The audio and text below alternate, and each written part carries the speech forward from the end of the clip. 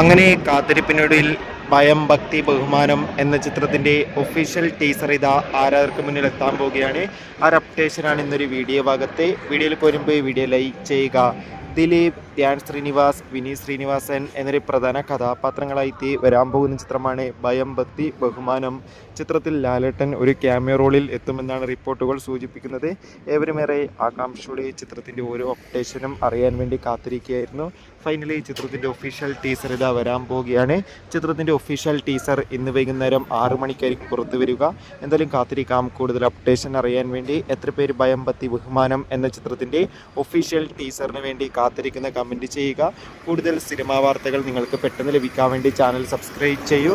July മാസം ധാരാളം ചിത്രങ്ങൾ OTT റിലീസ് ചെയ്യും. നമ്മുടെ ചാനൽ ഭാഗം പരിശോധിച്ചാൽ നിങ്ങൾക്ക് ആ വീഡിയോയ്ക്ക് കാണാൻ വേണ്ടി സാധിക്കും. അത് കാണുക.